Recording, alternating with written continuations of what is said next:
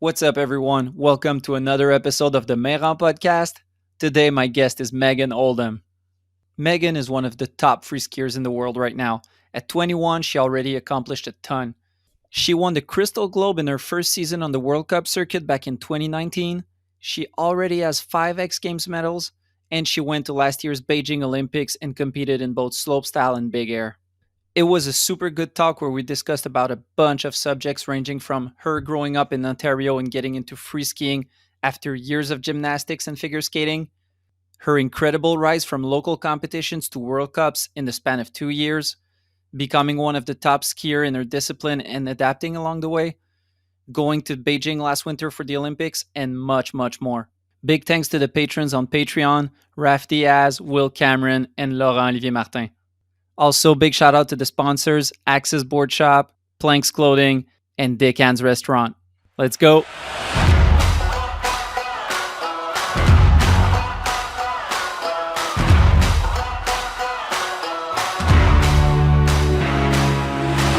Megan Oldham, welcome to the podcast. Thank you so much. I'm excited to be here. I really appreciate you taking the time to talk to me. Yeah, well, likewise. I'm glad we get to talk.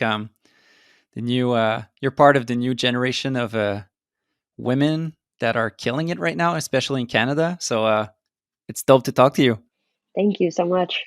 I guess we'll get to talk about you. You've had a crazy 2022 season, X Games, Beijing, all of that. But I wanted to start off by talking about your youth, kind of, because it's crazy to see the new generation coming up, and sometimes we don't get really to know your story or where you come from or how you got to that point. Because right now you're one of the best skiers in your sport, getting, what are you now, at 5 medals at X Games? Yes, it's crazy.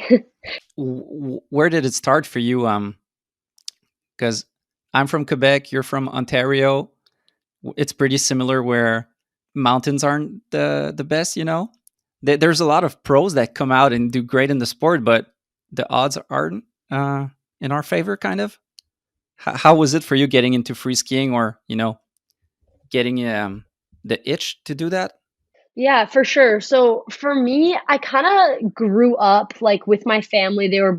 My parents were both really active. And obviously, I have two brothers who are super active.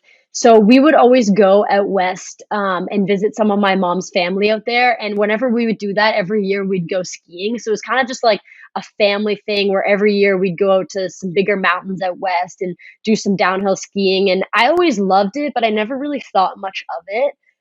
Growing up, I was super into gymnastics and figure skating. So that was my main focus, like sports wise. It was like training for gymnastics 3 nights a week, skating 2 nights a week. So I didn't really think much of skiing. And then kind of like as I went through high school, I was starting to slow down with gymnastics and figure skating. And my brother was starting to get into the freestyle scene. So he kind of like pushed me, encouraged me, and was like, "Hey, Megan, like, I think you'd be super good at this. And like, we both really like skiing. You should just come out with me and try it a few times, hit the park, do some rails." And at first I was completely against it. I was like, no, like, I'm not interested in that. It doesn't really seem like my thing. Why? I don't even know. Like, I think for me, it was more of like an intimidation thing. Like, I'm definitely a super competitive person, and I don't really like being in the situation where I feel like I'm like, being watched and like not super proud of my skills. So like Yeah. being in the park and seeing all these boys and girls who are really good doing big tricks, and I'm on there like trying to learn how to slide a rail, like it was just intimidating for me as a kid. That's a big part when you're young. Like, Totally. there's people that are 20 years old doing big tricks, and the first step of getting comfortable on boxes and rails is I remember that part. It's intimidating. You're right. It's super hard. Yeah, and I think it's with, like, any sport. I'm sure lots of people feel that, like, nobody really likes to do anything that they're not good at, so to, like, be in front of everybody and, like, feel like you're being watched on the chairlift and you're still, like, at that stage where you're just really beginner, it's tough for sure, but it was nice having my brother because he was kinda there as somebody who was, like, supporting me, watching me do tricks, so I'd get tips from him, and I kinda felt like not everybody was watching me because he was kinda there supporting me and, like, cheering for me when I'd learn something new. Hmm. So that's kind of how I got into it, and I did a lot of backyard skiing as a kid because, like you say, Ontario and Quebec don't really have the biggest hills. So, like, we would spend weekends and we'd have a little backyard setup. We'd have a PVC and we would just hike up and down, and my brother would show me how to do tricks. So I kind of just followed him that way, and it grew to be something bigger. Yeah, that's dope. There's a lot of stories like that in free skiing where there's the siblings that bring you up or that mentor you, kind of. So Totally. many pros that have bigger brothers. There's too many to count, really. Like there's the Logan family, there's the Wells family, there's the Gagne family, there's and so on and so on and so on. Um, it's really it seems like always the younger sibling gets a lot of a plus from getting the older sibling kind of coaching them. 100%, yeah, and that's definitely our family as well. Like, I have a younger brother who's, he's now 14, and he's also getting to freestyle skiing, and, like, just because he's had both of us to kinda lean on and, like, get advice and not have to learn for himself necessarily, and he's getting so good so quick, and both of my brothers and I are like, "Damn," like, we wish that we had more of that, so it's cool. How was it for you getting we talked a bit about the struggle of starting in the park scene. What was the easiest or maybe the hardest part for you? The jumping is different. Some people are more comfortable with jumping. Some people have a easier time with rails, and plus you have that figure skating background. So Mhm, I'm curious because I talked with Kaya Tursky, and there was a big part that helped her with rollerblading mhm. because she was always already doing like street rails and rollerblades. So then that was an easy part for her. What was it for you? For sure, yeah, for me, like, I would say, like, definitely from gymnastics and figure skating, I felt like I had a really good air awareness already, so I definitely felt a little bit more comfortable in the jumps to start off. I definitely struggled a little bit more with the rails because that wasn't really something I was used to. I definitely had the balance aspect from gymnastics, which I think helped. So it's just trying to learn off of those skills, but I do remember, like, distinctively one of the hardest parts for me, like, as I was really getting into the sport, was trying to learn how to, like, spin off axis because I had been Mm, taught all my life, like, when you're figure skating, you're only spinning upright, and then same with gymnastics, it's just backflips, like, your feet are always going directly over your head. So that was really weird for me. I remember my brother was trying to help me on our backyard trampoline and, like, learning how to do corks and misties. I was like, I don't understand. Like, this feels so uncomfortable to not like look directly over top of my feet, like to do a different axis. So that was a big barrier for me. And it took some time for sure to get used to like spotting at different places and figure out where I was in the mm. air when I was doing that. Yeah. Yeah, it's funny you say that. I had the same experience with for childhood friends that were really into gymnastics, Hmm. and they eventually like stayed in that, and now they're in the Cirque du Soleil, Totally. and so they're really like in the classic gymnastic type of spinning. And I was showing them videos of X Game stuff where they do triple corks, and they couldn't understand. Like they're like, I couldn't do that. Like I don't understand that way of approaching it, like air sense wise. Yeah, 100% because you're doing like for them a back full and it's completely different because it's a totally different takeoff, like different spots. So it is tricky for sure to make that transition. And I guess the grab, you know, the aspect of grabbing your skis influences a lot how you set and maintain your speed, your spin, rather than Yeah. just hawking kind of. And that was hard for me too as well, like, especially the last few years, that's been something that I've really been trying to focus on because, again, like, I'm used to spinning in figure skating, you have your hands, like, right over your heart, so that's, like, the complete opposite of, like, down by your feet, so that was tricky too, like, trying to learn how to, like, bring your knees up in the air and, like, hold on to that and trust yourself that you're gonna get around, but y it takes some time and you get used to it. And you said you had a good starting point balance wise. Yeah, That I guess that's a really good thing to have because for a lot of people that's a hard thing when they get in is having not the best balance necessarily, and then when you start your first rails you eat shit, yeah. and that can be. I've seen a lot of people say like, okay, I'm done, because they eat shit like 5 times and they're like, yeah, I'm just gonna stick to like carving. Yeah.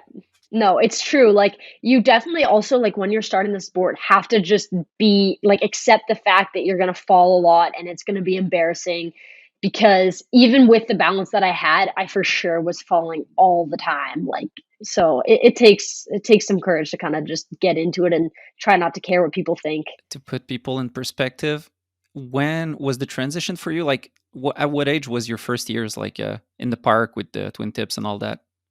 Yeah, so I was pretty old. Like I guess I would have started like maybe my first ever time when I was like 14 skiing, and then by the time I was like 15 I was Just skiing plainly, like well, no, so I started skiing like on normal downhill skis just with my family resort style when I was probably like 5. And then I did that all my life. So that was a good start. And then by the time I got into park, it wasn't until I was like 14, 15. okay. Well, I think that that's a classic, like where most people are like that. They ski casually, and then it's in the teenage years where park skiing comes into place. That's true. Yeah. Hmm. And so it's crazy. Like right now, you're 21. Yeah, So 21. from 14, first time hitting rails, to like 21, doing both ways dub 12. There's something natural going on there. Yeah, no, it is crazy. Like looking back, I'm like, wow, the years just flew by so quick and it really wasn't that long. Like, yeah, no, it's cool. And now it's time for a first sponsor break. I'm stoked to have Dic Anns Restaurants as a sponsor once again this season. I've been a lifetime fan, so I'm always happy to share the good word. Dic Anns is a family owned fast food restaurant chain with 12 locations in the Montreal region. They've been famous since 1954 for their great food, especially their flat hamburgers and their spicy sauce. Talking about their sauce, it's been available since last year in many Metro grocery stores all over Quebec. Dic Anns is my number one fast food spot, so if you come by Montreal, you gotta check it out. Support companies that support skiing, support Dic Anns restaurants. It's something that we get to hear a lot from, I guess, the older generations. People like in the generation of Henrik and Phil Casabon, hearing um, what inspired them or motivated them when they were young, like seeing the competitions or movies or whatnot. Um, how was it like for you in your generation in Ontario with your family and all of that? Like, except, well, it may be also the local scene, but was there something else like that inspired you, like to go to free skiing? Was it movies or edits or anything in particular? Yeah, so for me, like, it was a little bit different because I wasn't really even aware of the sport. Like, it wasn't even something that I knew really existed until my brother started getting into it. So he was really the big picture person for me that pushed me into it and kind of got me excited about the sport. Hmm. And like with that, like as he started to get more into it, he would come and he'd show me videos and edits and parts and stuff like that, and we'd watch them together. And it would definitely get me excited, but like, when I was starting, I wasn't even aware that people were making films of them skiing and stuff, so that was, like, a completely new aspect of the sport to me, and I love it for sure, but I would say that my brother is probably the one person that's really inspired me and, like, pushed me to get into this space. Yeah, it was the same for me, where I think it's that for a lot of people, where your first encounter is really your local scene, the local park and all of that. And Yeah, because when you're 12, you're not necessarily, it's the same for music, for everything, where you're still learning about the world. Like you're not necessarily aware of it. Like I used to get like given movies at Christmas from like the local ski shop, but if it wasn't for that, I wouldn't have known wouldn't know. necessarily. Yeah, Yeah, yeah. And then for when you're older, sure. you get on the internet and you realize there's a lot of stuff going on. Totally, yeah, you kinda need that person to introduce you to all that stuff and show you what people are watching and doing, and yeah. How was it for you, like going from first days in the park with the bro, learning rails, jumps, all of that, to saying, okay, I want to compete? Like, how did that transition go? Like, was it seeing that you had some talent, that you had some skills that maybe could go into competing? Yeah, for me, like, it really started just as tagging along with my brother and his friends, and as I would go to the hill more, I started to make friends, and I found some girls who skied, I found some guys who skied that were my age, and it was more of just like a hobby, like, every weekend. It's almost like hanging out with your friends at your house. It was just a fun activity that we would do, so I was always super excited just to go to the hill and ski and not really think about it, and then I just did that for a year or 2, and I think it just the more I did every weekend, I felt I was starting to progress and learn tricks, and then my brother joined a team, so I kind of just followed along with that, and obviously, like, once you start working with a coach and stuff like that, you get introduced to the comp scene, and I've always been a competitive person for sure, and then as gymnastics and skating started to kinda disappear in my life, it was cool to just replace that with a different competitive sport, so it kinda just naturally fell into place, and I wasn't originally like, "Oh, I wanna compete so bad," like, I didn't even really know about it, and it kinda just came to be. with the local clubs and all of that? Yeah, for sure, like, I just was local skier, hanging out, kinda got introduced to the smaller competitions and built up from there. Back in the days, maybe like as far as or as soon as 10 years ago, there really was kind of not really a, a strict or a straight up way to get pro, let's say. It was really Yeah, like buy a plane ticket to Colorado and go at the US Open and yeah, try and make, there was like 0 to 100, but right now it's really structured. Like you have mhm. the World Cups, and before the World Cups, you have the NORAMs in North America, and beforehand you have, I guess, the local competitions. How would you call the step below that, below I the think for NORAMs? us it's called the, timber tours. Might Okay, be different somewhere else. that's in Ontario. The name. Yeah, Anyways, you have kind of the provincial level competitions, and then you could say the national, and then once you get on the yeah. national teams, then you go to World Cups. How is it these days for yourself and for the new generation going up? Like, what's the scene like, competition wise, and all that kind of team mentality? Not team mentality, but those competitions with levels to go up. Mhm.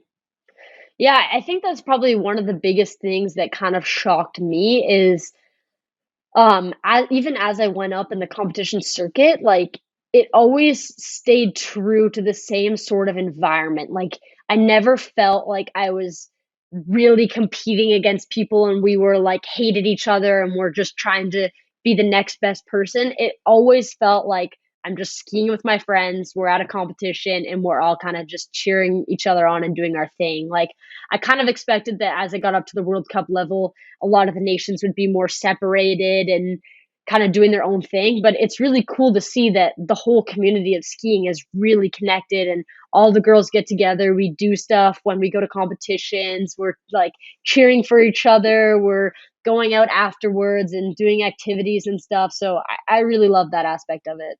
Did you see a difference between skiing and figure skating, gymnastics in that sense? Like the Totally.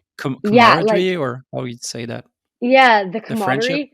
Yeah. Yeah, it's so different, which is strange because like definitely, like, when I would show up to gymnastics competitions, it was like, "This is our team, and Hmm. everybody else is, like, just here for us to beat them." Like, it's kind of like Yeah. soccer in high school, I don't know, it's just like, that's the opponent and, like, our job is to beat them. So, it was so different, like, and honestly, I think that's probably the biggest thing that I love about it because I also was super into cross country running as a kid, and unfortunately, I just felt that, like, every time I'd go to a competition, it was so stressful. It was just like, I have to do well. Mm. Whereas when I'm at ski competitions, it's like, you know what? Like, I'm just here with my friends, we're skiing, and, like, it's not just all about the competition aspect. It's about, like, having time with everybody else and getting to know people and just skiing for fun and getting videos and all this. So I really think that helped and, like, made the sport more interesting for me. Yeah, you're right. There's a big part in free skiing. I think that's you want to win a competition, let's say, but there's a big part that's also doing your best personally rather than like beating everybody else. You want to do your best up Totally. 12, not there's something personal about it. Yeah, and I love that aspect of it for sure. Like, you just feel like you're challenging yourself rather than just being out there to, like, try and be the best. Hmm. Yeah. With everyone doing their own trick and the judging aspect, it's not as if you have control or there's a limitation of control. Like Mhm. if you look at some bigger competitions, everyone's doing different tricks with different grabs, different spins, different flips. You don't know where it's going to rank. You don't know, if they're going to land it. It's just a matter of like doing your thing, and then you'll see where it falls. Totally. And for me, that was also something that was new because I was used to gymnastics competitions where we'd show up and it'd be like, you're not allowed to wear nail polish. You have to have your hair done up a certain way. You can only do these certain skills. You can pick from this spin or that spin. And it's so different in the fact that like I can go and I can do my slope run and say, hey, like I don't want to do like nobody's going to be doing the same exact run. We're all going to be doing something different. And it's actually just judging based off of a whole variety of things rather than just like who did each trick better. Yeah. So that's cool.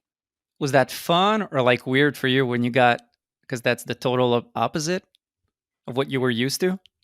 I loved that because I remember I felt like there wasn't as much freedom and self-expression within gymnastics that I kind of got like disappointed. I was like, every single person on my team is doing the exact same choreography. So Mm, like this isn't really fun. Like I don't really feel like I'm actually getting to show the skills that I like or the skills I feel I can do better. yeah. And so to have that freedom in skiing, it was like, okay, sweet. Like I can actually show the tricks that I'm more stoked on rather than like what people think are cool. And now it's time for another sponsor break. If you listen to this podcast, you know Axis Board Shop is the dopest shop in skiing. They support athletes, movies, events, and a bunch of other stuff related to skiing and snowboarding.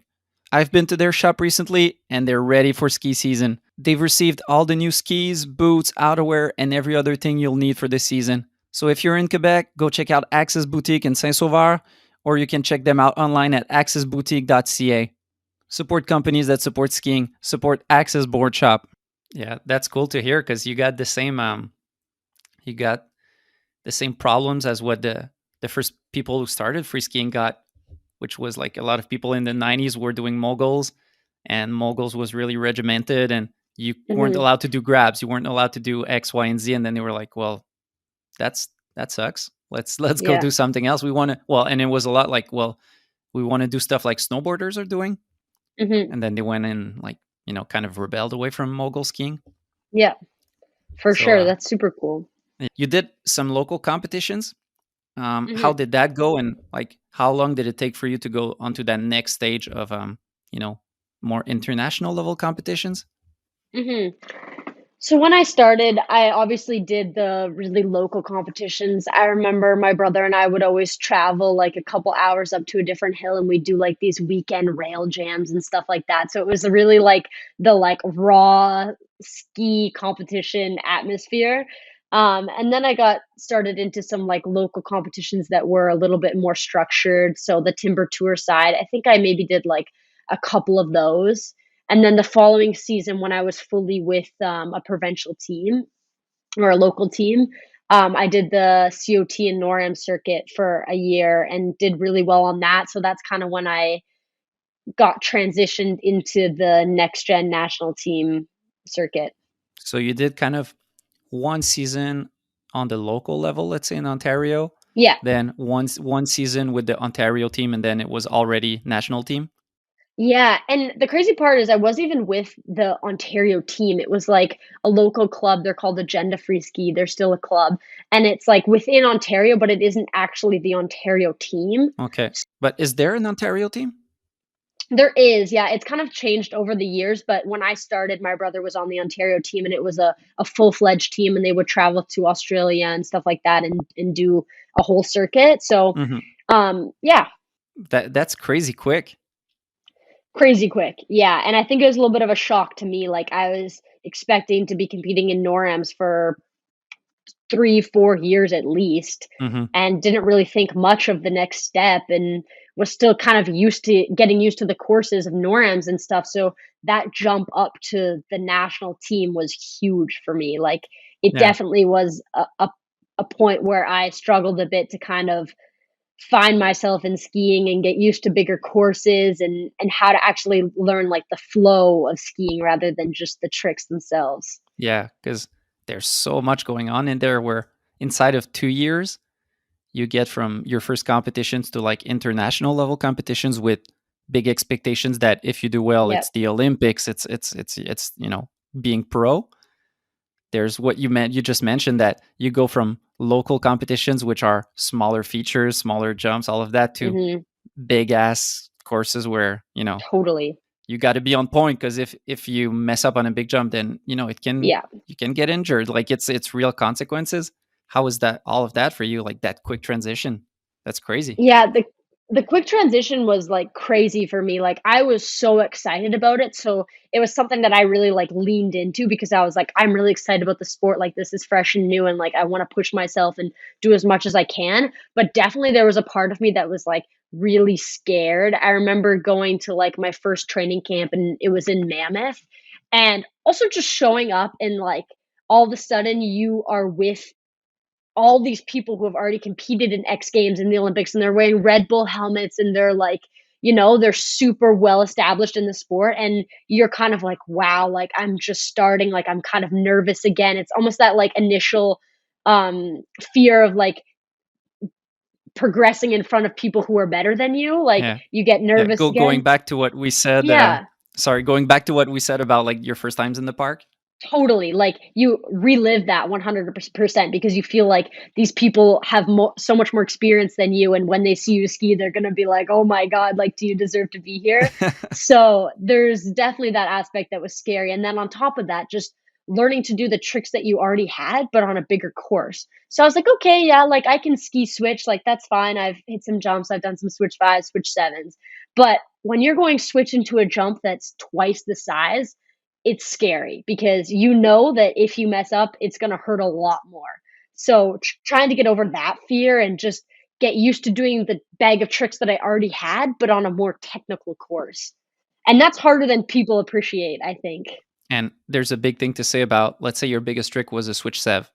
Yeah. The way you set a switch sev, Oh, yeah. on a small jump, if you set it the same, you're going for a 14. Yeah. Yeah, so you gotta adapt. 100%, and that's something that definitely was huge for me. Like, I remember I could do cork 7s, but I was used to doing cork 7s on, like, honestly, like, a 15-20 foot jump, like, small, Where small you're jump. just All the like Yeah, hugging. 100%, and then all of a sudden, you have to do on a jump that's 4 times the air time, and you're trying to learn how to, like, slow down your rotation, be patient, like, stand up taller, all this stuff, and it's hard to like retrain your brain to do tricks, the same trick but honestly completely different because the tempo, like the way you set it, everything, it's just so different. And how did you go about it? Was it just like taking your time and adapting? Yeah, like just taking my time and kind of trying to slowly work into it. Like I remember the coaches were really good. I did some stuff on airbag and water amps that year, which helped because I kind of got introduced to the more airtime aspect. And then just yeah, not trying to learn new tricks, but just taking a year to like get comfortable riding and just like I did so many camps where I would just go and like straight air the jump line and do 360s and like just really get comfortable like with the flow of jumps and spinning and stuff. So not trying to like initially push myself to like do a double, you know? It was definitely like warming into it But I guess that's important. Like for sure. in a sense of being safe and not injure yourself. It's always best Mhm. to like take your time, being sure you're all good before you want to try it. Yeah. No, for sure. And for me, like that was the biggest aspect. I know that when I came up onto the national team, my previous coach was a little bit nervous for me, and rightfully so. Like looking back, I am like, I don't know how I didn't get injured the first year because Mm. I'm a pretty small girl. Like I'm like 5'2", never been in the gym before when I started with the team, you know? So I wasn't really aware of like the physical aspects of it and like how I needed to be like a lot stronger and all this. So just trying to get used to that as well. Like I really didn't want to get injured the first year. So just trying to like trust my coaches and be like, okay, it's not time to like push myself to do new tricks yet. I need to like Hmm. spend some time in the gym and make sure I'm stronger and make sure I have better edge control and all this before I'm actually starting to do bigger tricks that will be a lot of risk.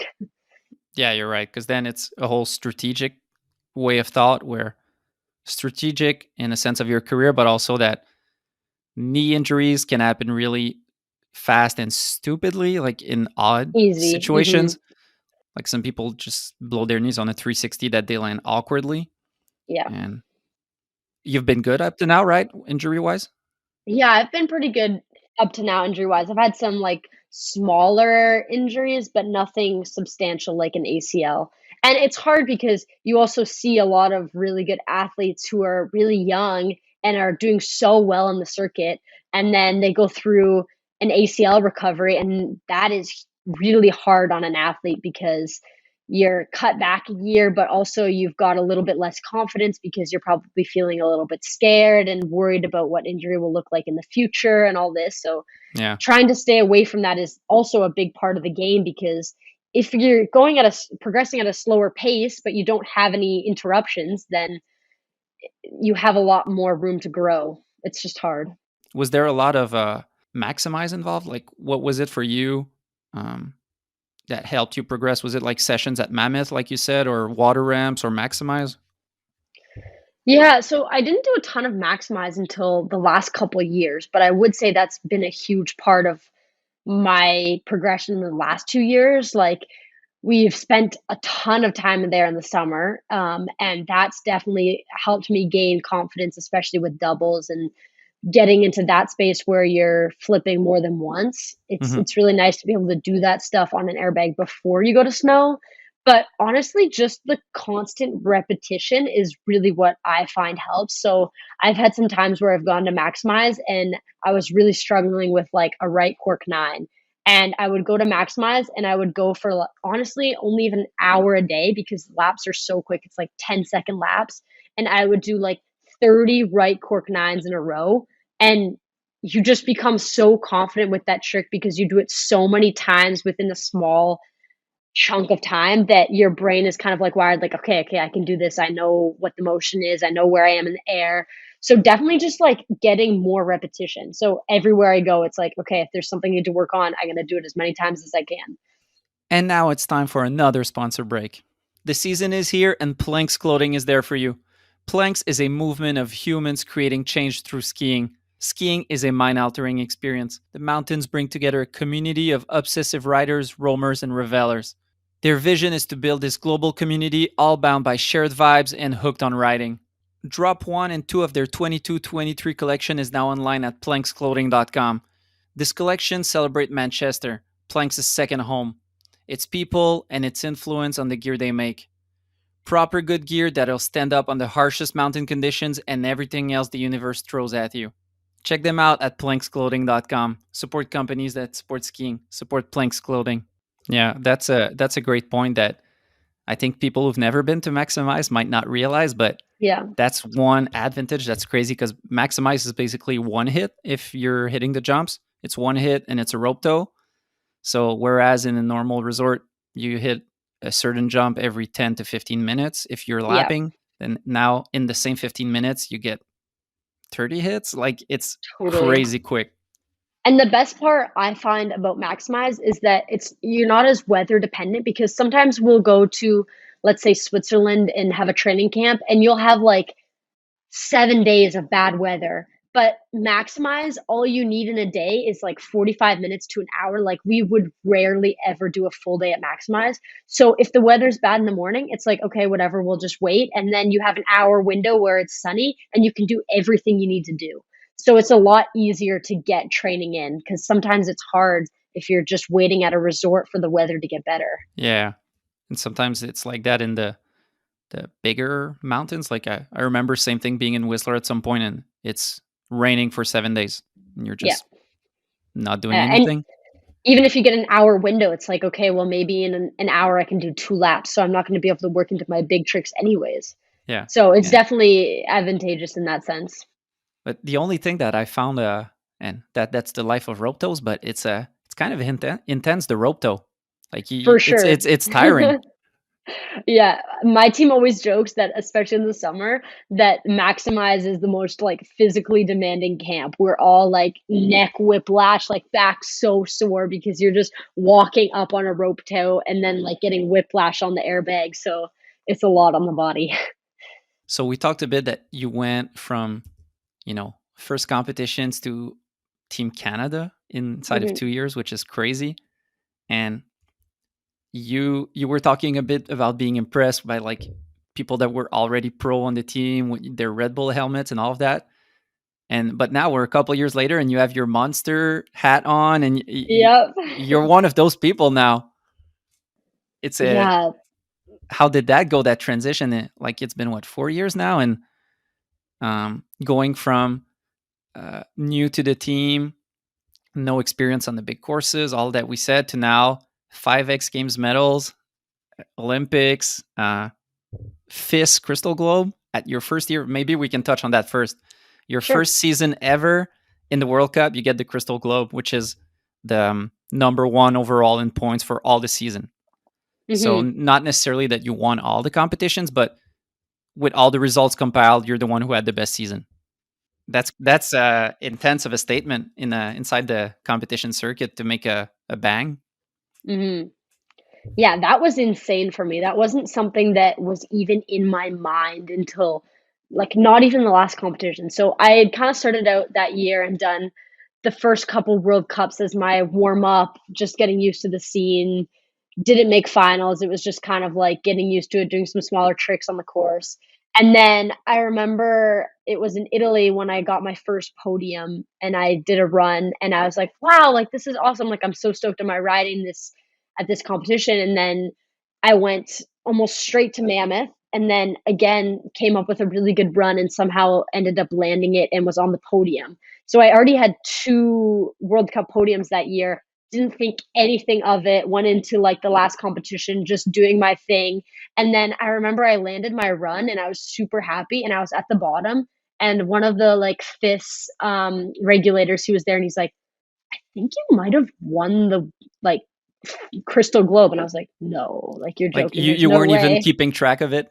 No, I had no idea. And the craziest part is that I won by 1 point, Oh one shit! single point. In front of who? So in front of Sarah Shit! Hoffman. Damn! Yeah. So it was crazy. And the funniest thing is that she told me that when I went up on the podium, she's like, the same thing happened to me 2 years ago. She said that she beat somebody by 1 point as well, which is like so like coincidental because she has to become like exactly, let's say, sixth spot, and I have to become exactly first spot. Mm. So it's crazy that that happened. And it wasn't even in my mind until he said that. And I was like, no, there's no way that that's true. And then after my coaches came up to her and they're like, "Yeah, I think you did it." I'm like, "Okay, wow."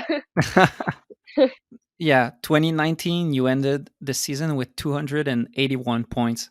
So on that Yeah. scale, 1 point difference is really like Yeah. minimal. Oh, so minimal. Yeah. Yeah. That's dope.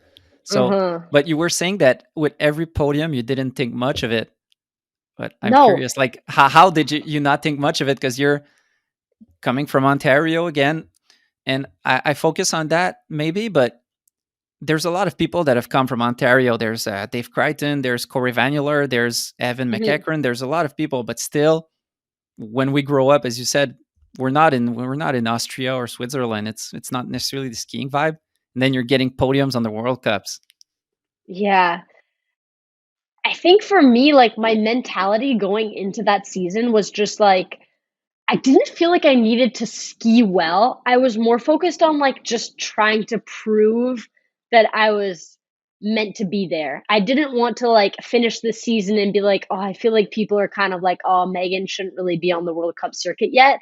So like I kind of just came in as an underdog and I was like, I just want to do my best and land runs. I don't necessarily need to do the hardest tricks ever, but I just want to land runs that with tricks that I'm confident in and prove that like I'm meant to be here and like I want to be part of this circuit and all that. So I think just because I was so focused on just doing my own thing and not necessarily getting results, but just skiing and doing what I could, that it kind of just came into play. Yeah, but well, that's cool to hear. It's like sometimes you hear people that get stressed out in those Hmm. um, settings where Yep. they expect a lot of themselves results wise, and it's as if you did the opposite, where it was just like, I'm not thinking about the results, I just want to do my thing, and then that ended up being Yeah. the best thing you could have done. And I think that's a huge part of skiing is like people forget that there's a lot of like pressure that comes with being an athlete and it's really hard to keep control over that. So like the mental aspect of the sport is almost just as big as the physical part. So if you can kind of get to that space where you're like I'm just here skiing for fun and like this is what I do and I love it and like I'm just going to do what I can, then a lot of times it almost ends up working out better than if you're like, okay, I need to let my run or else like, you know? And it's something that I think uh, is a great way to go on to maybe talk about X Games is Hmm. that X Games is the biggest stage there is in skiing. Hmm. You're still really young and you got 5 medals, so I guess you're kind of thriving off of that. Um, how's X Games for you? How has it been? Because you've been first X Games in 2020, Hmm. so you've had 3 X Games season and you already have 5 medals. Yeah. That's a great, how do you say, a great ratio. Yeah. Yeah, I mean, coming into X Games, I definitely was really nervous and again, like, wanting to prove myself and make sure that, like, I felt like I deserved to be there. So I remember showing up, I was really nervous and, like, again, really big course, but I kinda just tried to do my own thing, ski, not take it too seriously. And the first one was kind of just like a warm up. I remember I did big air and slope, and I think I was, like, 6th in big air or something like that.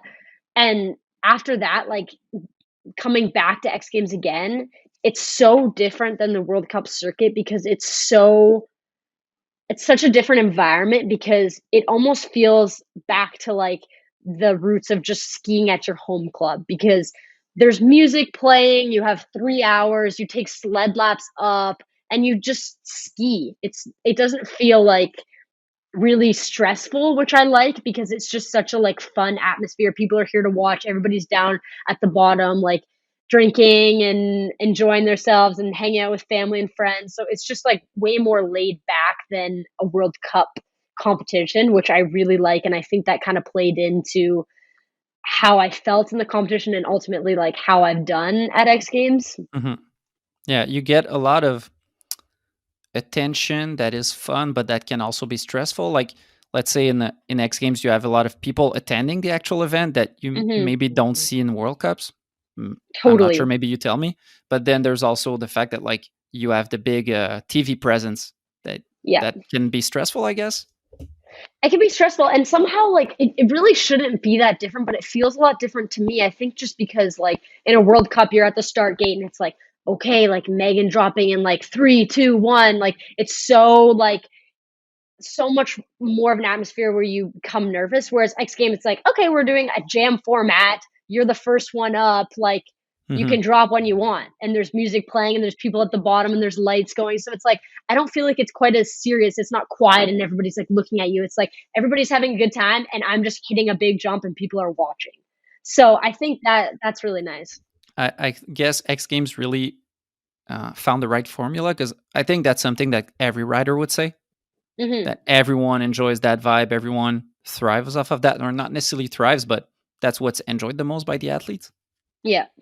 But you mentioned you got 6th at your first X Games.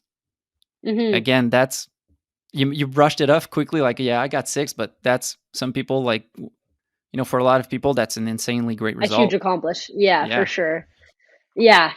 It is for sure, and honestly, at that point, I remember just being like, "I am over the moon just to be here and to have gotten an invite," so, like, I just have to be stoked on that and just enjoy the experience because I may not get invited again, who knows? Hmm. So, yeah. Did you ever have a point in there where you were kind of like taking a break and kind of updating the software in your head, of like, because you go from the local scene to the national level, comes to the international level to X Games, and it happens really fast. Sometimes you don't even realize that you're making all that getting that far. You know. Yeah, making that much progress, yeah, like, definitely there was times when I would look back and be like, definitely after my first season, I remember being like, "Wow, like, I don't feel like I've done all that, like, that's Yeah. crazy, like, I'm really happy with myself, but wow, it really doesn't feel like that's happened." Just And crazy. how did that thinking go? Was there a process of, like, saying, okay, well, I guess, like, I don't know, like, looking backwards and then looking forward again, seeing the progress you made? Yeah, like, it's super cool to look back, but I think the thing is that, like, whenever things happen to you as a person, they don't feel as real as when you, like, see them happen to other people. Like, for instance, like, I think famous people, like singers and stuff, will always say, like, "Hey, I'm just a normal person, like, I do normal things, and this just happened to me." Yeah. And people are always like, "Oh, that's crazy, like, you're a superstar, you're so famous." But really, like, when you're living it, it's just like it doesn't really feel like it's that different. Like, I just feel like I've been skiing for a long time and it's been fun and a lot of cool things have happened in my career, but it doesn't really feel all that serious. I don't know. Mhm. Well, it's good. That means you're keeping the a level head. Yeah. Because it's a weird thing with our sport that is not mainstream, where you're Mhm. kind of doing your thing in your corner all season long, and then when there's the Olympics now for like 2 weeks, you're a superstar for the media. Yeah. So there's Mhm. kind of like those two sides. Difference. How has that been for you? Talking about like stardom, quote unquote, Mhm. maybe on the broader mainstream side, and also like maybe going to Ontario and like having kids look up to you now. Yeah, that's been super weird for me. Like, it's definitely been an adjustment. I think, like, for me, I don't really believe it as much in my own head. So when people come up and approach me and are like, "Hey, can I get a photo?" or like, "Will you sign this?" I'm like, "Me? Like, what? Why?" And then I kind of like look back. I'm like, "Okay, yeah, like I guess so for sure." And definitely the Olympics was a big adjustment for me. It was I've never experienced something like that, and for sure, it's a totally different realm because for us, like World Cups are something that are broadcasted, but a lot of times at the competitions in Europe, you won't even see it in Canada. Hmm. So the audience is a lot smaller.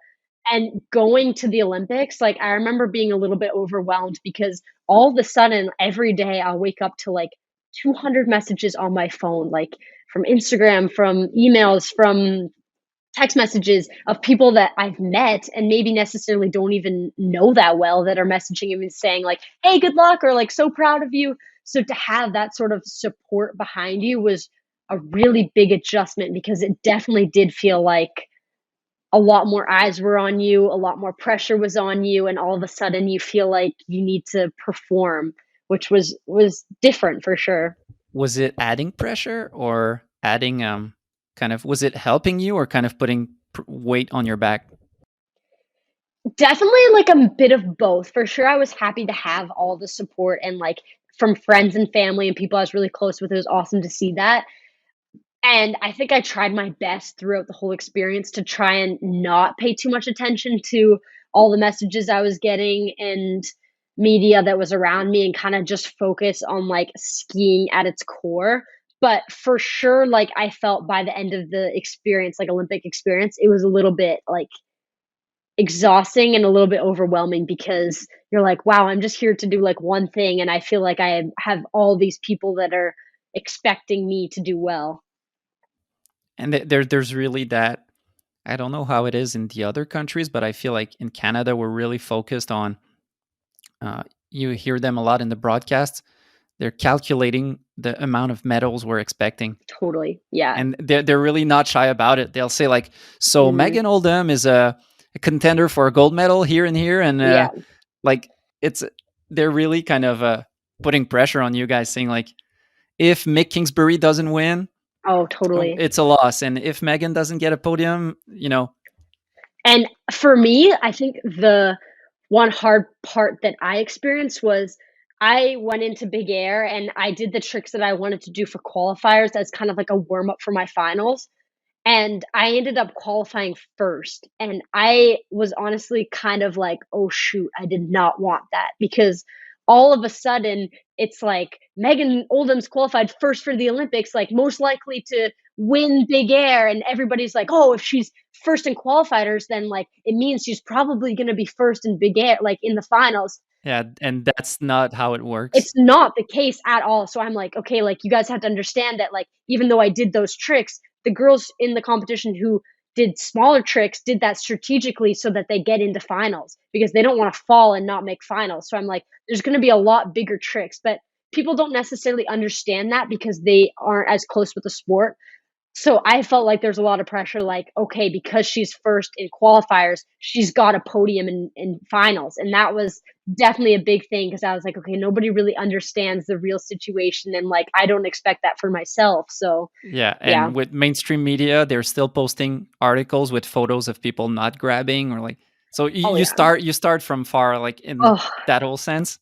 that was the funniest thing for me. I remember I finished the Olympics and I made like a little post on my Instagram just kind of like being sarcastic, like, oh, what great photos they got at the Olympics. And it was like me crashing, me missing a grab like 10 times. And you would not believe how many people like responded and being like, wow, beautiful jump. Like, it looks amazing. And I'm like, oh no, like nobody knows anything about our sport if they think that that's a good photo. Yeah. We got to live with that, I guess. Yeah. And it's coming along. Like people are learning, but it's a slow process for sure. What was your tricks for qualies? What did you do to end up first? So for qualies, I did switch dub 9 was my trick because it was only 2 jumps and you do the best of 1. And then for finals, you ended up fourth, which Yeah, 4th. Mhm. is a great result. At Olympics, it's always like the one that comes Yeah. in interviews, like, "Oh, you ended up fourth. You're this." Like, how It's was such it a for you? Yeah. It was good. It's definitely a bittersweet position for sure. But like the best part for me is like I left the competition being like I did the hardest tricks that I can possibly do. So I did switch dub 10 in my finals and dub 12 and I had never done the switch dub 10 before. That was the first time I've ever done it. So for me I was like I basically did a new trick. There was nothing else I could have possibly done. Like I don't have any more doubles that are more difficult. I landed it the best I could. I had the best grab I could. So like I'm happy with that because I feel like I put it all out there. It's still hard for sure to be in that 4th position because you're like, I'm so Hmm. close. But I was happy leaving because I was like, I've done everything I can. There wasn't any more I could put out there. So Yeah. Well, I guess a great that's a great thing to know leaving to feel good because let's say you would have landed a not so good dub 12 or not so good switch dub, then you're like, mhm, if only I had landed it well, then maybe, and then you're like, but now you can leave like, totally. and because the girls on the podium killed it, like it's not as Yeah. if. That was the thing too. Like it was so well deserved for the people who were on the podium that it was like respect. Like you beat me fair and square. Like your tricks were sick. You deserve that. And that's the best feeling. Nobody likes to like be on the podium feeling like, oh, like I could have done better or like I didn't really do my best. So I was happy. So Eileen won, Hmm. and then it was Tess Leder in second and Yeah. Mathilde Mathilde Grémaud in third. third. Yeah. Yeah. Yeah. And I remember, what was it? Eileen did a dub 14, dub 16, dub She did, 16. yeah, she did dub 14 and everybody was like, okay, that's it. Like that's her max. She can do the other way, dub 10 or dub 12, but that's it. And then Yeah. she out of the blue just did a 16 to the other direction. Yeah. To close off the comp, right? To Like I close think off it the was like, comp. yeah, Yeah. that's crazy. I think we were kind of in disbelief too. Like I remember I actually watched her do the 16 and I was like, "Oh, cool, but like why would she do the 16 when she just did the 14? Like it's not really going to jump her up anymore." And then I was like, "Wow." I kind of had a moment of realization like, "No, she did it the other way. Oh my gosh." So, that was Yeah. cool to watch. And there's a that must be crazy because you girls ski with each other all year round, so you really know what everyone can do or will do Yeah. approximately. It's a matter of execution and the details, but you know that uh, girls like. Did you know? Let's say that Tess was going to do a switch 14. Like, did you know she had that in the bag? No, so that was the crazy thing is that at the Olympics, it was almost the opposite. Like you're used to kind of knowing what tricks people are going to pull out. And at the Olympics, it was like people were trying new stuff. People were trying stuff I've never seen before. Like there was one girl who she didn't make finals, but she did the first ever switch dub bio and Mm. she did it in practice and we were all like that did not just happen. Like nobody knew she'd be working on this trick like just all of a sudden. And then I remember Yo Yo did her first. I think she did switch 14 in practice and she was trying it in the comp as well. Like so everybody was just trying new stuff and putting it all out on the line. And who was the girl who did the switched up bio? Her name's Lara Wolf. Okay, Yeah. that's crazy. I didn't She's know that. Yeah, I know. It's crazy. And everybody was so excited. That was the coolest part. Like, it's the biggest competition of our careers, and everybody's at the top, like clapping and screaming and yelling because they're so excited that she did something new. Yeah, that was cool to see the camaraderie, as we said before. The image I have in mind is like the boys' podium in Big Air, Hmm. where like it's three different countries, and but they were all like bros, just Yes. hugging and Yeah. being stoked for each other. Totally. Question for you, strategic question. You Mhm. got fourth with switch dub 10, you said, and dub 12. Yep. And I know that you got a podium just before that at X Games with dub 12 and right dub 12. Yep. What was the thinking of going for switch dub 10 and not right dub 12? So that was actually something that I had talked about a lot with my coaches, especially the night before. It was like, which one do I do? The 10 or the 12? Like, what's going to score more? You're guessing, kind of? You're guessing, and the problem is with my right 12, that, like, X Games was the first time I've ever done it. It was kind of like a spur of the moment, like, I feel like I'm riding really well and this jump is perfect, like, for some reason, I just feel like I can do it. And the time that I landed in X Games was the only time I've ever landed it. So it's like, I've landed this trick once, but I've landed a switch dub 9 probably 40 times, and it's only an extra 180. So for me, it was just more about being consistent. And at that time, too, I didn't know what other people were going to be doing. So it was like, okay, it probably makes more sense for me to do two tricks that I know I can land Yeah. and just hope for the best. And also, like, looking back at the scores, like, I think my dub 12 was only like 2 or 3 points higher than my switch dub 10. So even if I did it perfect to the right, it wouldn't have been enough points to Okay. close the gap between me and Matilde. And it's cool that you say that because I just did an episode with Henrik, and Mhm. he mentioned the same exact thing in terms of strategy for his big air, where Yeah. it was like, I'm gonna try and phrase it correctly, but I think he was saying focusing more on perfection rather than progression. So Yeah. saying like he's gonna do the nose butt triple that he knows how to do and he can do perfectly, Mhm. rather than like going for broke on something he's not sure. Yeah. Trying to do, And yeah, totally. And then you also have the thought in your head of like, well, if I don't land my right dub 12, then I'm also going to have these thoughts of like, what if I did land? Like, what if they liked it better? Like, where would if I have ranked? So it was just for me, like, I want to do a trick I know I'm going to land, and we'll see how they react to it. yeah. I guess there's a lot of overthinking that can go into it as we're talking about it now. Of what if I did that other trick? What if? How do you handle that? Those choices. So much. It's hard for sure, but, like, ultimately, you kinda just have to be like, "It is what it is at the end of the day." Like, for me, in slopestyle, I was the one person off from making the final, Mm, and and for me, like, it was a really tough situation because I remember I fell on my first run, and my coaches and I were talking, and I was like, "Should I do the back 6 or should I do a back 2?"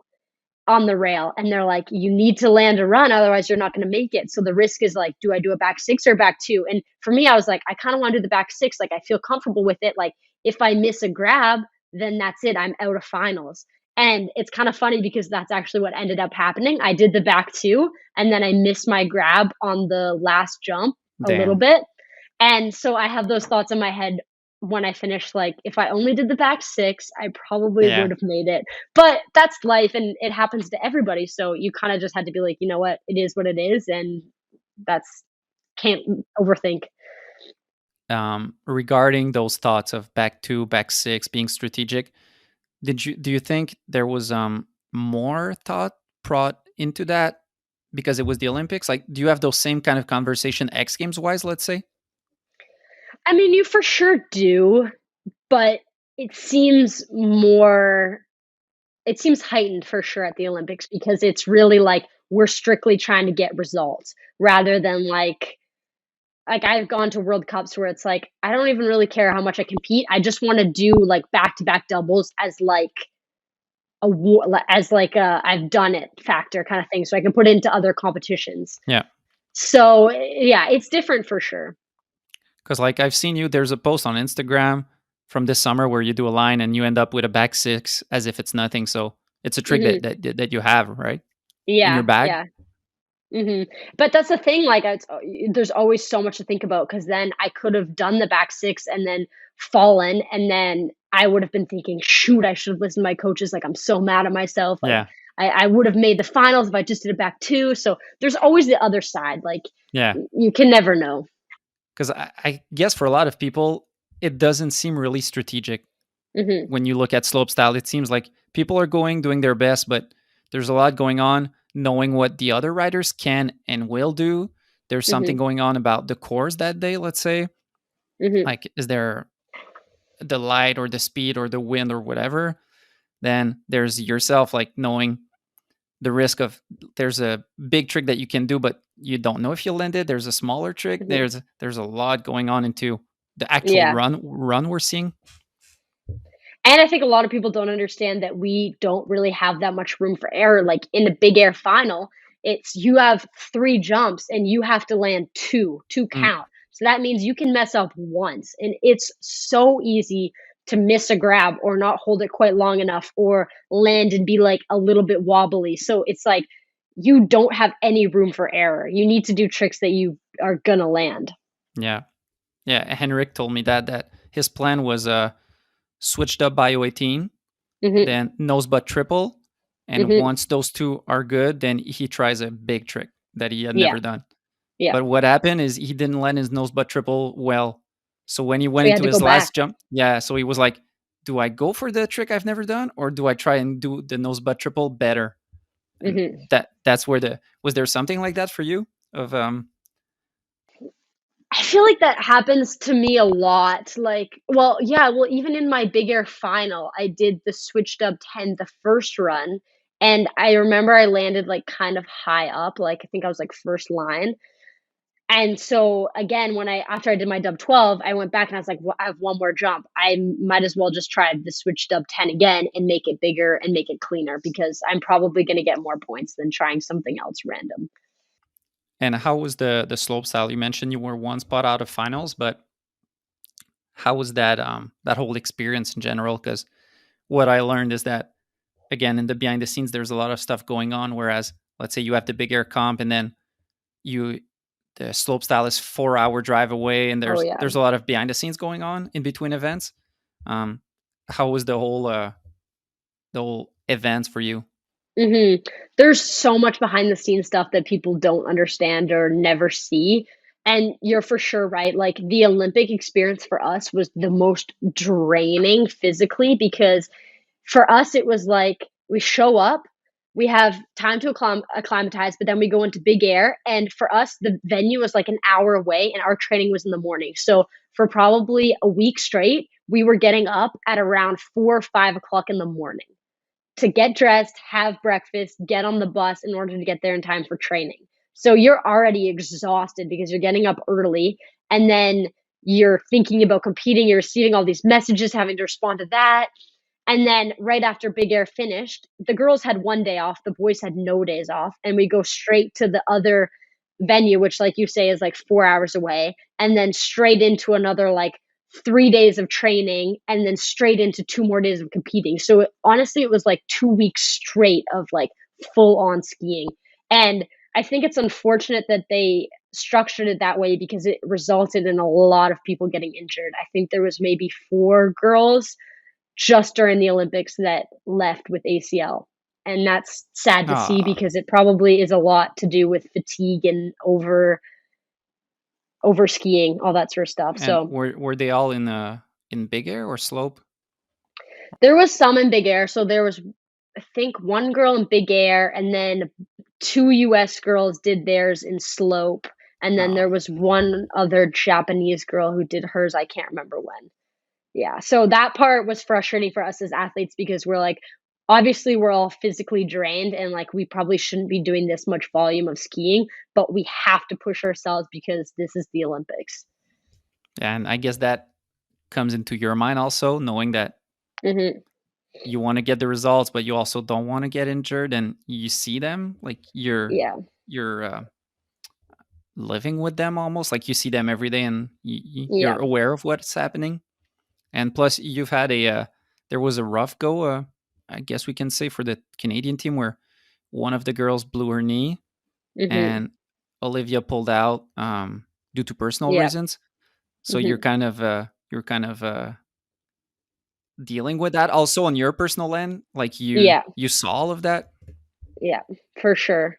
No, and it's hard to see that. And also people see it and they suspect like, okay, like Megan and her team, they go in the morning and they train for 2 hours and then they're done for the day and that's all they do. But Mm, the Olympics is such a big focus for countries that for us it's like you wake up, you go do like your warm up for 35, 40 minutes, then you go do your training, then you finish training, then you go and see the physio and you get treatment, then you go see the massage lady, then you have dinner, and then you go and do your cool down. And by then the entire day is over. So it's like you don't really have all that much time to yourself where you're just slowing down and kind of like detaching from the Olympic scene. It's like everything goes into this one competition. Yeah. And how much Mhm. media is involved? Is it all after the comp, or do you also have like obligations beforehand? It depends, like, person to person. I think, like, some of the bigger athletes obviously have a lot more media, that they have to do. I think because of COVID, it was a little bit smaller this year, which is good. So Hmm. for us, like, I had media stuff after training. There would usually be people there asking us questions after qualifiers, finals, for both events. And then I remember there was once where I actually had to go on one of the afternoons to, like, the media station and go do, like, a separate interview. Yeah. And how was that for you? In the sense of being in free skiing, where we're in our own bubble, own little sport, Mhm. and then you're on CBC or whatever it is. That it was cool for sure, like, it was definitely a different aspect of the sport that I've never really experienced, and, like, going to a media facility and actually, like, sitting down and getting mic'd up and, like, seeing everything is a cool experience for sure. Like, I enjoyed it, but again, like you say, it, like, adds a lot of external pressure to you that isn't necessarily what you want. All in all, when you look back at the experience, how do you assess it now? Like, let's say we're in the fall. It's been over 6 months. Are you stoked on it? How are you looking back and maybe looking forward to Cortina because you're young? So Mhm. I guess that's really Yeah. a next big thing. Yeah, like, looking back, like, even right when I left, it was like, "Okay, this was such an incredible experience," and I just had to be grateful because not that many people will get to experience this in their lifetime, so I enjoyed every second of it, even though it was stressful, like, it was such a cool thing to be part of, and I'm really looking forward to the next 4 years because I feel like there's a lot that I can learn in 4 years and a lot that I wanna show at the next games, so I'm really Mm. excited and looking forward to it. And you're in at a great age because Olympics being Mhm. every 4 year, not Yeah, everyone goes at the same age, kind of. totally. And being 21, were you 20 at that Olympics? Yes, I would have been 20. Yeah. So Mm, next yeah. up, you'll be 24, and then Mhm. like that's great timing. When you look Yeah. at people these days, like Henrik got a medal, and yes, Henrik is special and he's a goat, but he got a Mhm. medal at 30. So Yeah. there's room to have chances and to look not have the pressure of saying like I need to perform at 20 or else I'm done. Mhm. Yeah. And that's comforting too, knowing, like, it's cool to be like, "Okay, well, I have lots of time, and I do kind of get a second chance to, like, show my abilities and see what I can do." Yeah, and Italy should be nice. Yeah, I'm really excited about Italy. It'll be a cool place to go for sure.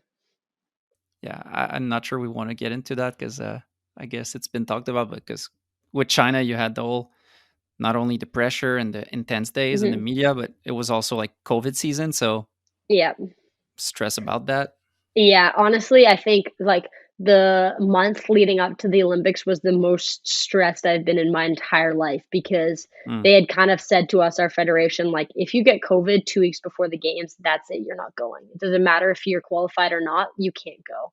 And then within that mix, it was like, okay, X Games is in that time frame. So you get an invite for X Games and you're like, "Do I turn down X Games because I'm risking maybe getting COVID because I'm gonna be in huge crowds? Or do I still go to X Games and just pray that I don't get COVID and can still go to the Olympics?" And that was such a hard decision. Like, my entire team was really struggling to decide if we should go or not. But I guess it ended up being a good decision looking back. 2 medals. It did, yeah, Yeah, yeah. We all said that. yeah. We were When all you like, look back, "It was worth it for sure." yeah, and but yeah, it was kind of an odd X Games about that because people canceled due to COVID. Yep, Only like positive tests. And then there were a lot of people there riding with masks on, like the yeah. N95s. Everyone was like, "I'm not catching COVID." Yeah, and that was us because our federation had kinda said to us, like, "We don't think you should go to X Games." So, like, Mm. if you go and you get COVID, you know you can't go. So we're all like, we are never taking off our masks. Like, we can't get it. Damn, that's a yeah, that's a lot of pressure. When Hmm. even the federation is like, we we we think you should not go.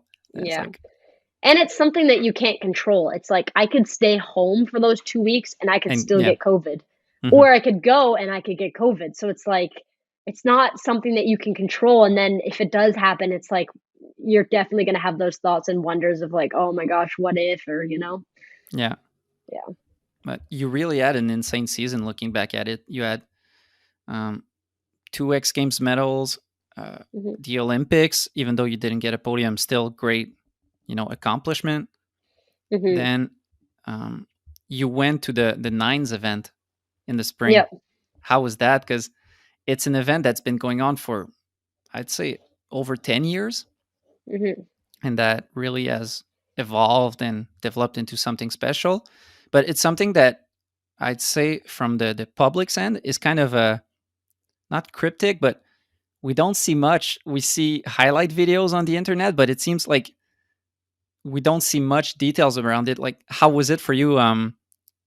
Maybe tell us about the event. Like, how is it? Because we see big features, we see the Mhm. the dream setup, but what how is it? It's a week long riding with a bunch of fellow pros, and you're just like chilling. Yeah, it's kind of crazy. That was my first time going, and I didn't really know what to expect, but after I went, I would say it's probably my favorite event I've ever been to, because that's exactly what it is. It's like, it seems like because people are putting it on, like a company and stuff, that Hmm. there has to be some sort of, like, ulterior motive for them to do it, but it's not. The entire event is just based around inviting the best skiers and snowboarders so that they can have a good time, enjoy their sport, and get content.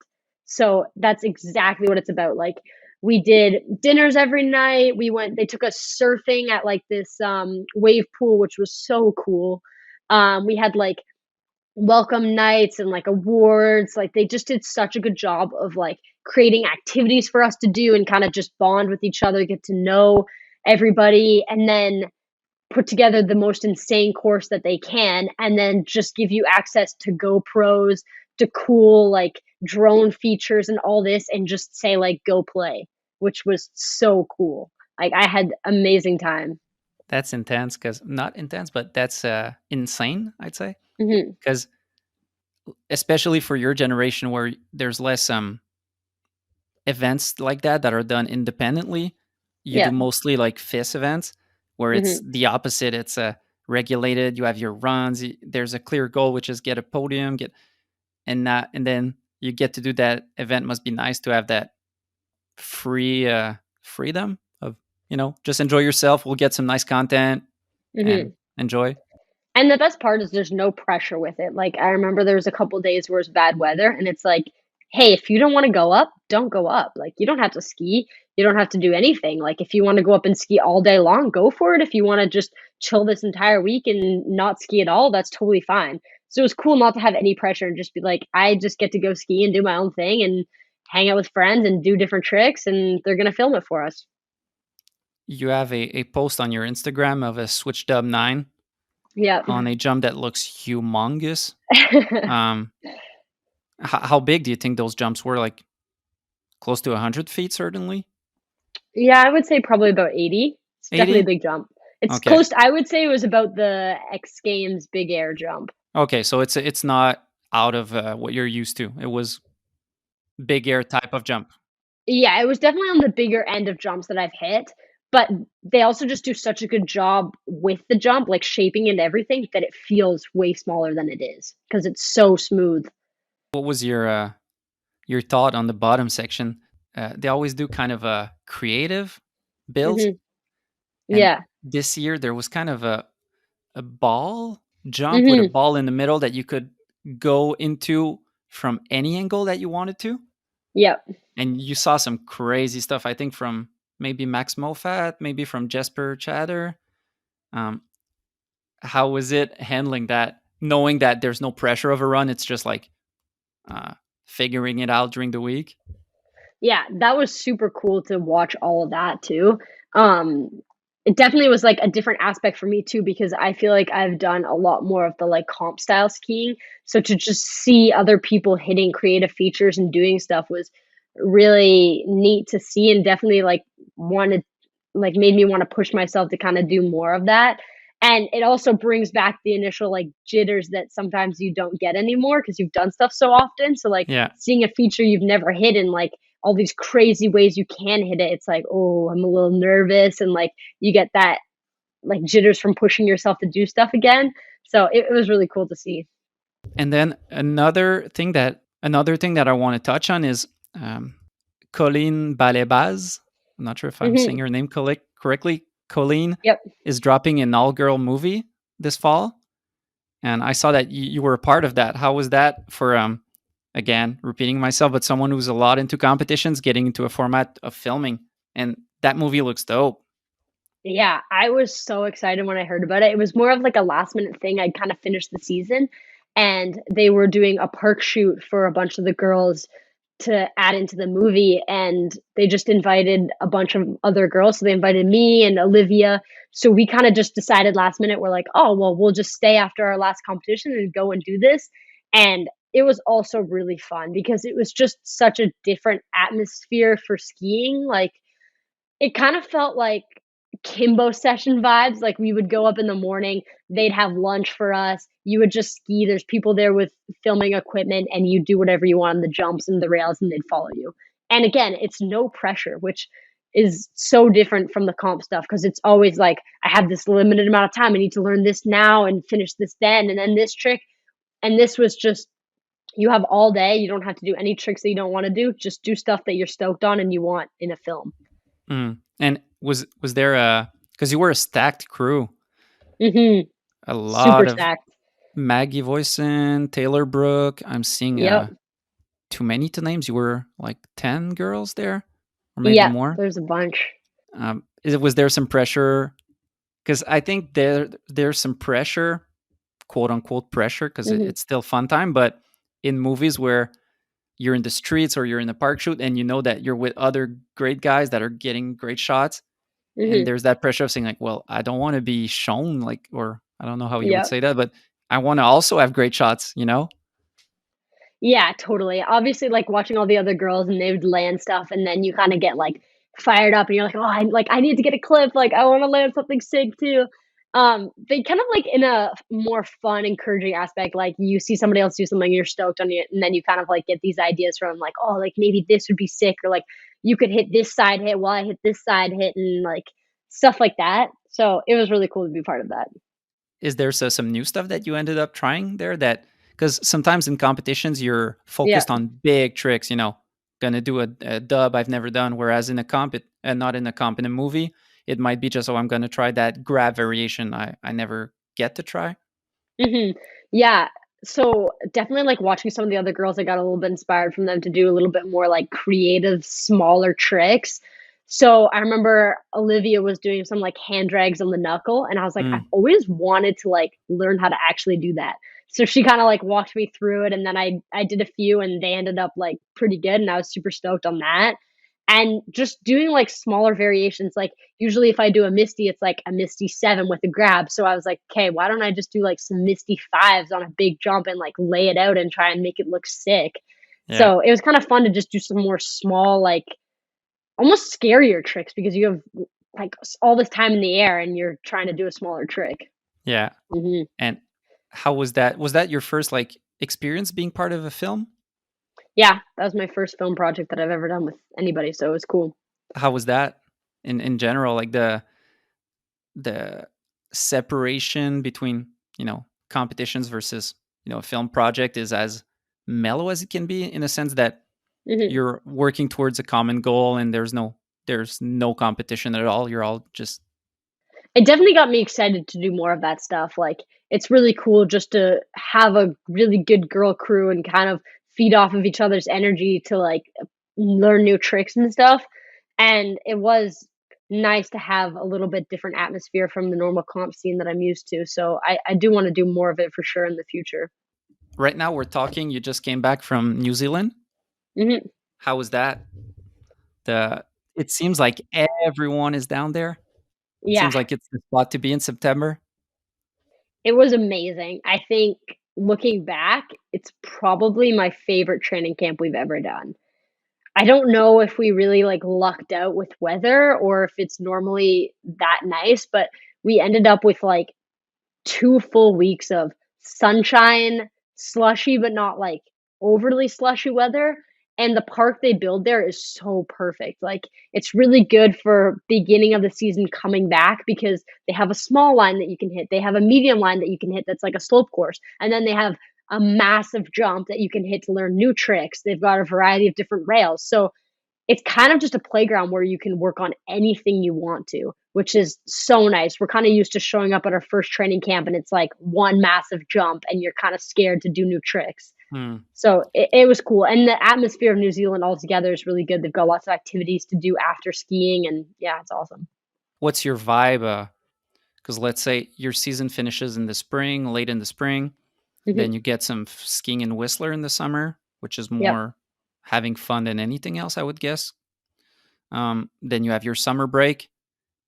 Then you go to New Zealand in September, and the start of the season is really close. Like you go to Europe after that, and it starts. Um, Yep. what's the vibe in New Zealand? Are you trying to like get your skiing legs back up? Are you trying new tricks? What's it like?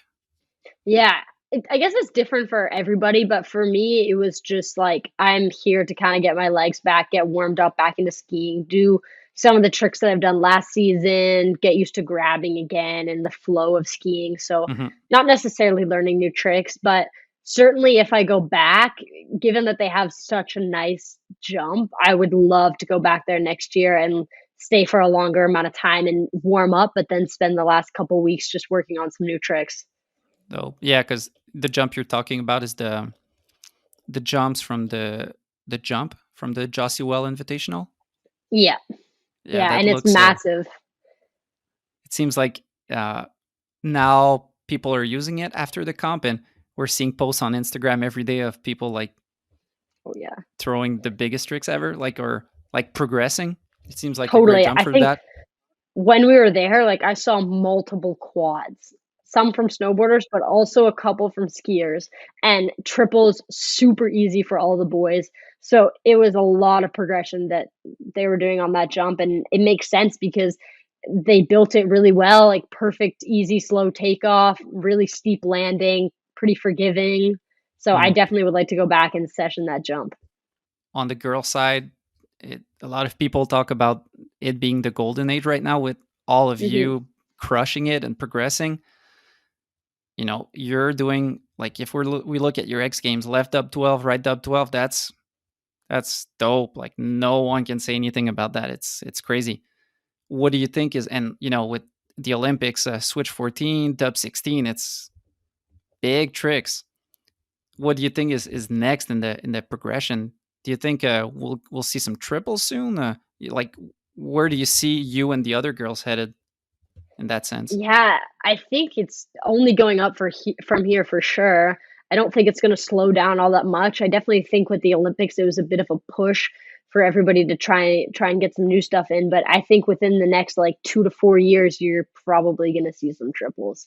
And not only that, but both way 14s, both way 16s, and lining tricks up in slope runs where it's like 3 double runs or what are making you to finals. Hmm. So that I'm super excited to see that because I feel like everybody's been pushing each other to kind of get to that level, and it's cool because I think we're gaining a lot more respect in the sport, and people are starting to see how talented girls are in the sport, and it's neat. Yeah, the respect is there. Like Kelly Silderu has done amazing Mhm. with putting great rail runs that are Totally. tech, Mhm. and also with jumps. Like she had both sides switch 10, something like that. Yep. But then Mathilde and Eileen and you and Olivia and others I'm forgetting. It's really cool to see when you're all like, let's say at a X Games Big Air, when you're all next to each other, you see that it's it's next level now. Yeah, it's so cool to be a part of that for sure, and kind of see what everybody else is doing and push each other and do more as much as we can. So to end off the podcast, I got a couple questions from people on Patreon. First off, there's Raf Diaz who asks, What is your worst habit when you're skiing? My worst habit.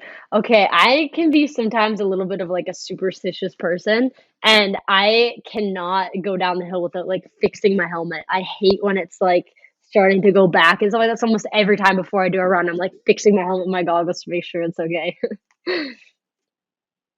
Sometimes people have weird habits also. Like Henrik mentioned to me that he likes to ski with his boots loose, which to me as a ski racer That's is crazy. weird.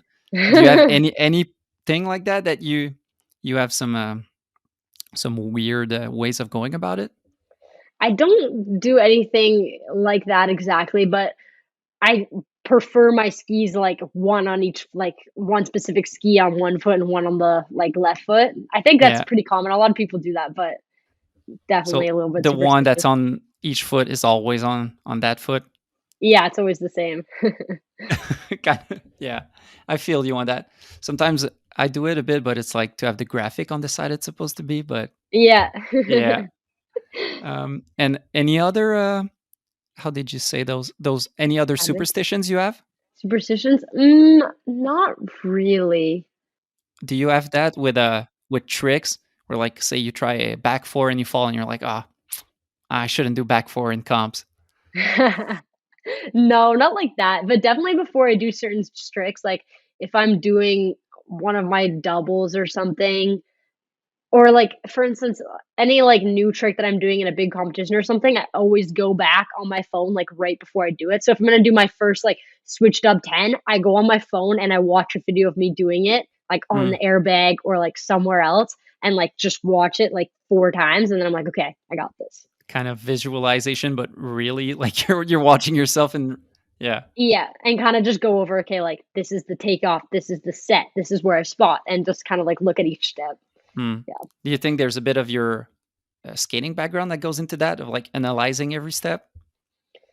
A little bit, yeah. I probably don't think about it as much, but you're probably right. It does come from that. Yeah, or maybe also the training with Team Canada where there's a lot of, thought put into Mhm, every trick. yeah, and it's just like a nice little reassurance, like, "I did this already, I can do it." Another question now from Will Cameron is what's it like for her being part of the golden age in women's skiing? And he adds, female comps right now are the best I've seen in over 10 years. So Oh, that's nice. we already touched on it, but how is it being part of that whole, I want to say squad, but like generation? It seems like from every country right now, people Mhm. are really good.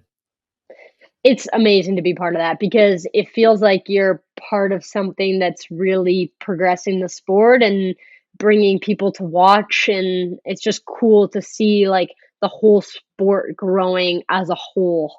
Like, so not Mhm. necessarily even the tricks, just to see, like, how what we've done is really, like, growing the sport in general. Because it's pushing you, like it gives you a lot of competition, so it's harder for you because there's a lot of great people, but I guess it's also motivating.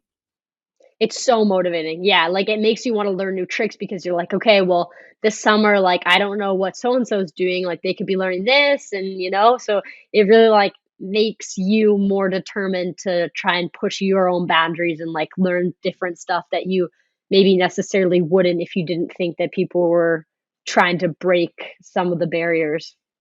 And how's the the vibe for all of you? Are you all like, let's say, because there's some in the top girls, let's say there's some from the States, from Canada, from Switzerland. How's the vibe country per country? Is everyone getting along really well? Is it more like split, not culturally, but like, Mhm. between countries? Everybody gets along so well, which is the coolest part, I think. Like, all the girls are really close. Obviously, like, when you first come onto the circuit, it maybe takes a little bit of time before you really get to know everybody else, but Hmm. everybody's super welcoming. We do lots of stuff together, and I think seeing the progression in the other nations is just pure excitement. Like, gives you a little bit of fire behind you and makes you excited for sure. So right now you're back in Ontario, uh, Mhm. maybe taking a bit of a break before the season starts. What's up for you in the coming months? What's do you have a plan for this season? What's your goals or? It's pretty straight into it already, so I'm home for another, like, 4 days, and then I go out to Europe, and, my plan is to stay out there for probably, like, 2 months and just do the first 3, 4 competitions and ski in between wherever I feel like, just depending on weather and what's open and stuff. So lots of time in Europe and then come home a little bit more for Christmas and then get back into the second half of the season. Dope. Then X Games, all the World Cups, all of that, Yeah. and then anything that like those events that we talked about, like Nines or movie project. That's more like during the winter. You see how everything unfolds. Yeah. So it kind of depends on like invites for stuff, but definitely I will go back to nines if I'm invited because that was so much fun. And I won't be doing any like filming projects or movies for myself personally. It's something I want to Mhm. do in the future, but I don't think I'm ready quite yet this year and have some other stuff I still want to do before. But if opportunity arises to be part of somebody else's film, then for sure I'll go and do it. Hmm. Yeah, and then the big questions, film wise. Let's say in the future, or maybe in a dream scenario, Hmm. in which aspect would you see yourself at, or would you want to explore, like being, more backcountry or powder stuff, more street Hmm. stuff, more park shoot stuff? Where would you want to explore? I would love to do something that kind of, like, encompasses all aspects of skiing, and I'd love to do some sort of project with both my brothers because we're all super into skiing, so it'd be cool to do some sort of, like, sibling film segment where, like, we're all in the backcountry, then we're all hitting urban rails, and then do a park section, but that's probably something a little bit more long term because I definitely need to upgrade my, backcountry backcountry skiing abilities. But that could be dope to see, like the first time, Mhm. being that, like, because for a lot of people, they're, going the backcountry is hard, but it's the same thing for everyone. Like for everyone, you have kind of that dream scenario that, oh, it'll be fun, but then it's like so much harder than you would think Yep. for the legs and, for all of it. Definitely, yeah, it's definitely something I wanna work into for sure. I need to get some more time in the backcountry and work up to that, but it would be super fun to have some sort of project like that. Yeah. And do you have a home base for this season? Some people, or do you, like, you're just moving around all the time? We're moving around a lot, so I do have a home base, like, I live here in Ontario, and I base out of here, so whenever I'm not traveling, I come home and spend some time with family, but honestly, it doesn't end up being all that much. Mm. So it's Mhm. not as if like you were based in Whistler and could do some POW. You're like going from comp to comp and then it's back home. Yeah. And maybe in the future, I'll change that, like, I would like to get my own place at some point, I don't know where, but it would be nice to have a home base that's also closer to a little bit bigger mountain where I can do some different types of skiing when I'm not, competing. Yeah. So I guess that's it. Thanks a lot for doing an episode, Megan. It's really cool talking to you. Yeah, thank you so much, I had a blast. And hope you have a great season. Hope everything goes well for you and you get some more X Games medals. Cheers. Cheers. So this is it for episode 34 with Megan Oldham. I hope you enjoyed our talk. It was super good chatting with her. Big shout out to the sponsors once again: Axis Board Shop, Planks Clothing, and Dic Anns Restaurants. Peace.